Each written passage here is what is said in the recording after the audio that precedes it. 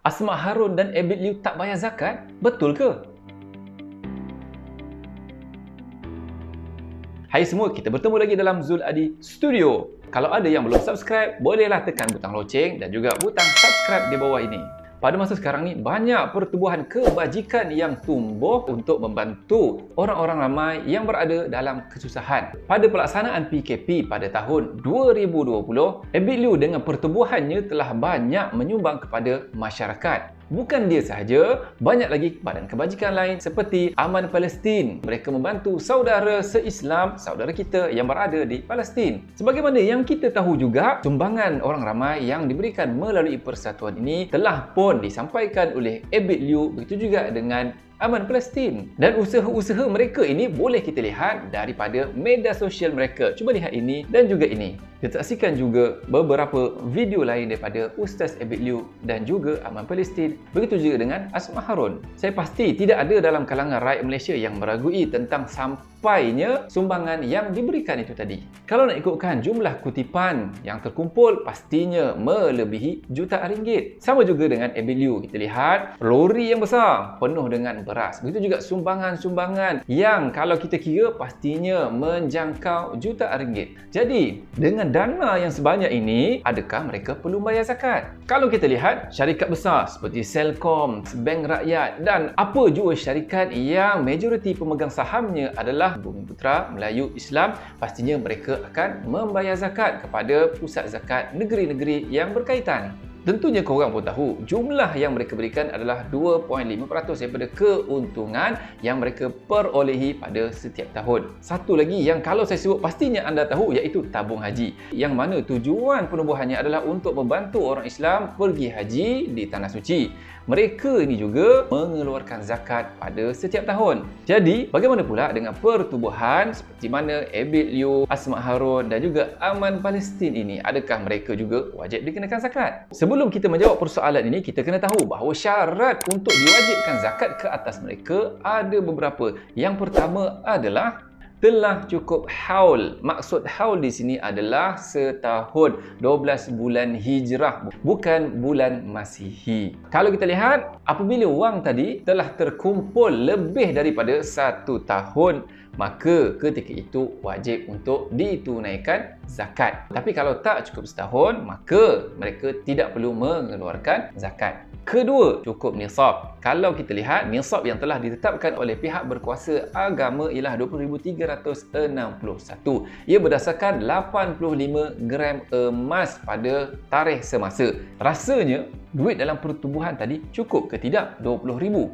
Tentulah lebih. Kita lihat bagaimana mereka berbelanja, bukan berbelanja untuk diri sendiri, tapi berbelanja untuk diberikan kepada masyarakat. Kita tahu jumlahnya mesti lebih daripada 20,000. Sebagaimana yang saya sebut tadi, Abid Liu ada beli beras 1 lori, kemudian disedekahkan kepada orang ramai. Takkanlah harga sedemikian tidak mencukupi 20,000. Itu baru satu episod. Banyak lagi episod-episod lain yang dia bersedekah, menyumbang semula kepada orang ramai. Sama juga kita lihat pertubuhan oleh Asma Harun. Dia juga menyumbang kepada masyarakat di samping dengan kerja-kerja kesukarelawanannya. Jadi bukan itu saja, dia juga ada sisi perniagaan. Itu kita tak cerita di sini, tapi kita cerita berkenaan dengan dana yang datangnya daripada sumbangan orang ramai.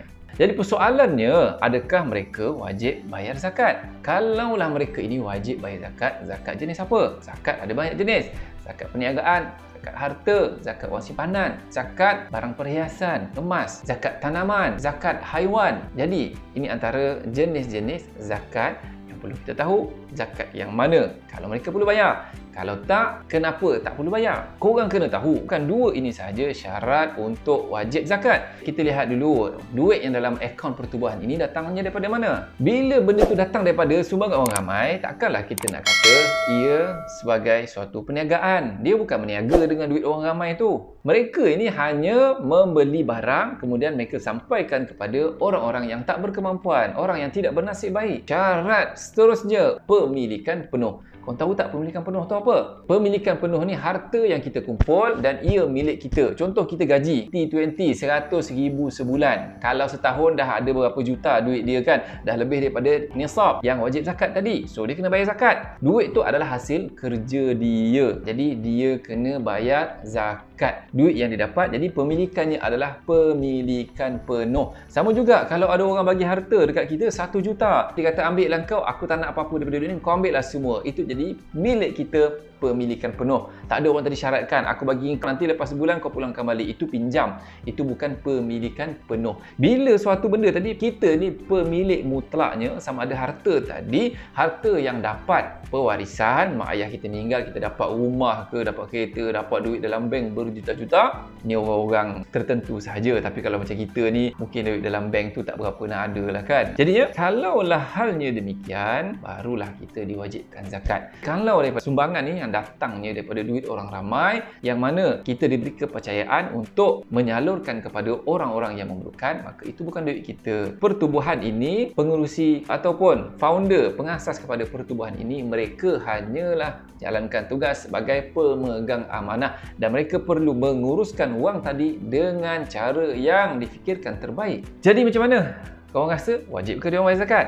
Tentulah tidak. Jadi setelah kita tengok pada syarat-syarat tadi, syarat ketiga lah syarat yang paling jelas yang menunjukkan mereka ni tak perlu membayar zakat. Sebabkan apa tadi? Harta wang bukanlah milik mereka. Okey, macam mana penerangan daripada saya? Anda berpuas hati ataupun ada pertanyaan? Kalau ada pertanyaan, tuliskan di ruangan komen. Kalau belum subscribe, sila subscribe dan jangan lupa tekan butang loceng. Tekan juga butang like. Moga dengan sokongan anda ini lebih banyak lagi video-video sebegini yang akan saya hasilkan. Okeylah, itu saja. Jadi persoalan saya yang terakhir untuk anda, ada tak lagi harta yang tak perlu zakat? Okey, insya-Allah saya akan sebutkan dalam video yang akan datang. Okey, bye. Jumpa lagi. Terima kasih kerana sokongan anda.